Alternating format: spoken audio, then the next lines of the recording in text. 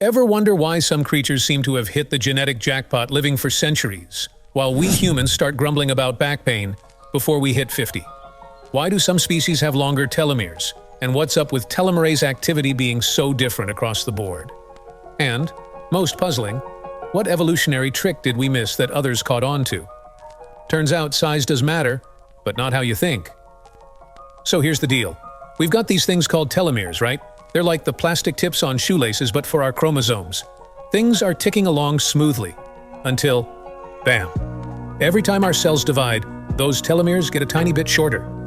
And when I say bam, I mean more like a silent clock ticking towards our own biological midnight. So you've got creatures like lobsters, chilling with their seemingly immortal vibes, thanks to superactive telomerase keeping their telomeres long and strong. Which leads us to scratch our heads and wonder, are we just not eating enough seafood, or what? But then, there's us, humans. Our telomeres shrink down faster than a cheap t-shirt in a hot wash, and our telomerase? Not exactly picking up the slack. It's like nature handed us a biological stopwatch but gave lobsters and some birds the pause button. Except here's where it gets interesting. Some scientists think this telomere shortening gig isn't just a glitch in the matrix. It's our body's way of cancer-proofing itself. Longer telomeres might mean a longer life. Unless they don't. Because cancer loves a long telomere, as much as a cat loves a warm laptop. Tucked in? So imagine, just for a second, we figure out how to tweak our telomeres, extend our lifespans without turning ourselves into cancer magnets.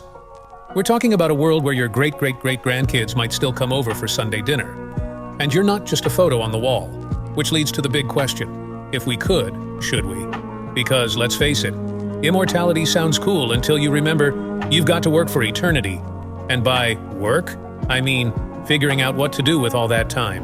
And here's a kicker. Lobsters. Those seemingly immortal crustaceans.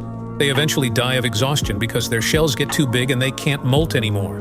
It's like life saying, you can have all the time in the world, but you're still going to get tired of it. And by get tired of it, I mean there's a beauty in the ephemeral.